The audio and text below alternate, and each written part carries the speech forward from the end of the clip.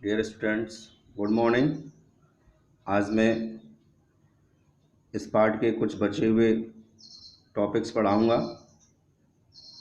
आज मैं इस चैप्टर को रीडिंग क्लियर कर दूंगा, तो समझेंगे और सुनेंगे। कल मैंने यहाँ तक पढ़ा दिया था, अब यहाँ से स्टार्ट करूँगा। सत्ता की साझेदारी। सत्ता की साझेदारी, ये देखिए, ये पढ़ाऊँगा। फिर ये सत्ता की साझेदारी के रूप में, और यहाँ ये चैप्टर फिनिश हो जाएगा। फिर कल मैं इसका क्वेश्चन आपको कराऊंगा, तो ध्यानपूर्वक सुने। सत्ता का बंटवारा लोकतांत्रिक व्यवस्थाओं के लिए ठीक है। इसके पक्ष में एक और बात कही जा सकती है, और वह बात कहीं ज़्यादा गहरी है। सत्ता की साझेदारी दरअसल लोकतंत्र की आत्मा है।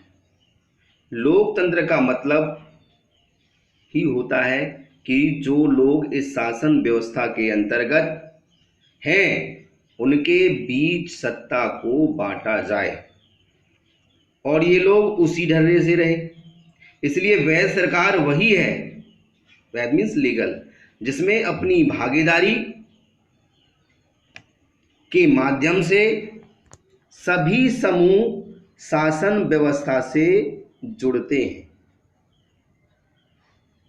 इन दो तर्कों में से एक को हम युक्तिपरक और दूसरे को नैतिक परक कहते हैं। यहाँ देखिए, एक आता है क्वेश्चन, ये युक्तिपरक और नैतिक परक क्या है। तो दो तर्क दिए गए हैं। एक तर्क को हम क्या कहेंगे, युक्तिपरक, और दूसरे को नैतिक तर्क कह सकते हैं। युक्तिपरक या समझदारी का तर्क लाभ परिणामों पर जोर देता है, जबकि नैतिक तर्क सत्ता के बंटवारे के अंतर्भूत महत्व को बताता है।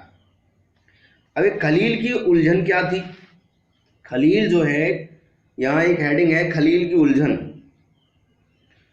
बेरूत शहर में खलील नाम का एक आदमी रहा करता था।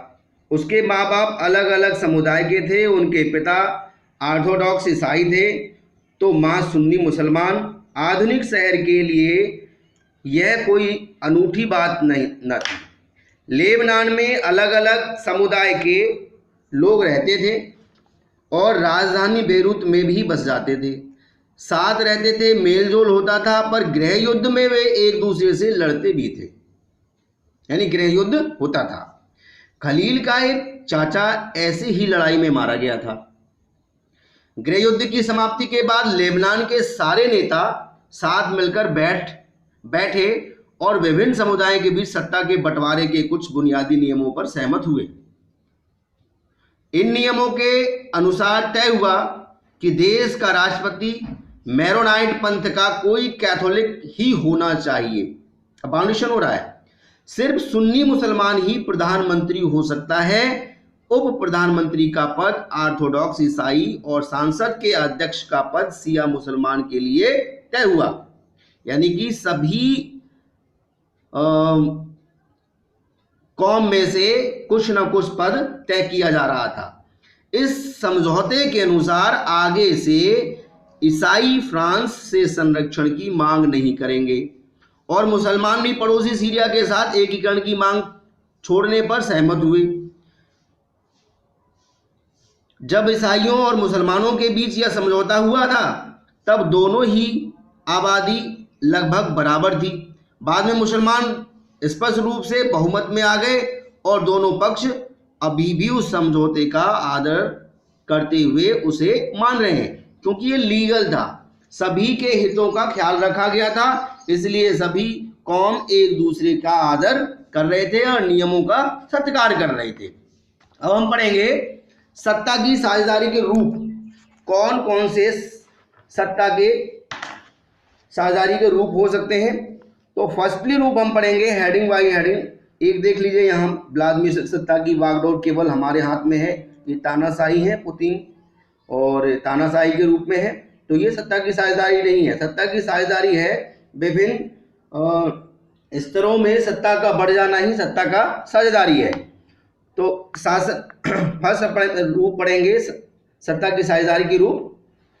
पहला पॉइंट है शासन के विभिन्न अंग जैसे विधायिका, कार्यपालिका और न्यायपालिका के बीच सत्ता का बंटवारा रहता है।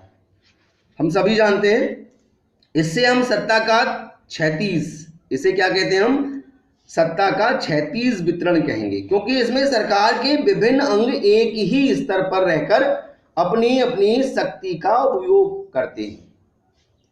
इसे हम कहेंगे, क्या कहेंगे, सत्ता का क्षैतिज वितरण। अब दूसरा पॉइंट क्या है, सरकार के बीच भी विभिन्न स्तरों पर सत्ता का बंटवारा हो सकता है।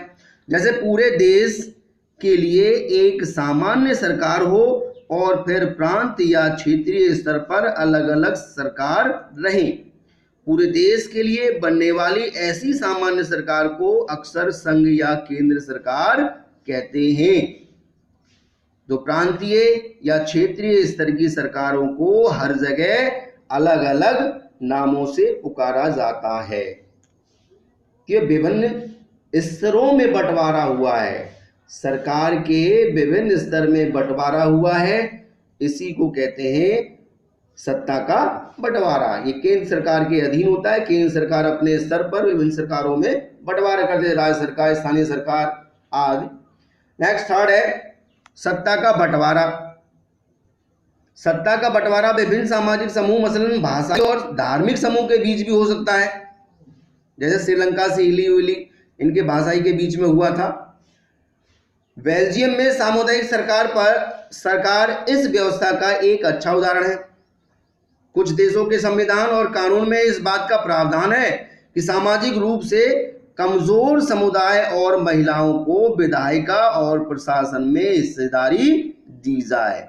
आज देखते होंगे कि हर जगह महिलाओं को आरक्षण मिला है कि इतना महिलाएं होनी ही चाहिए, और एससी वालों को आरक्षण है, मतलब बाउंडेशन है सरकार के द्वारा कि इतने इतने लोग इस समुदाय में रहने चाहिए या इस प्रशासन में होने चाहिए। नेक्स्ट है नंबर 4, सत्ता के बंटवारे का रूप।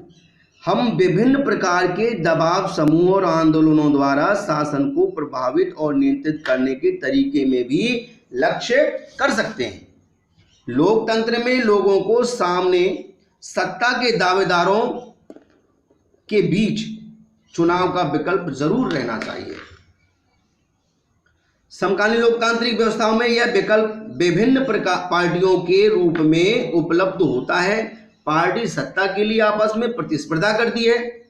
देखते हैं हम आए दिन पार्टियों की यह आपसी प्रतिद्वंद्विता ही इस बात को सुनिश्चित कर देती है कि सत्ता एक व्यक्ति या समूह के हाथ में न रहे। अगर एक व्यक्ति या समूह के हाथ में रहेगी तो वो सरकार तानाशाही सरकार होगी, अपनी मनमानी करेगी। एक बड़ी समयावधि पर गौर करें तो पाएंगे कि सत्ता बारी बारी से अलग अलग विचारधारा और सामाजिक समूह वाली पार्टियों के हाथ आती जाती रहती है।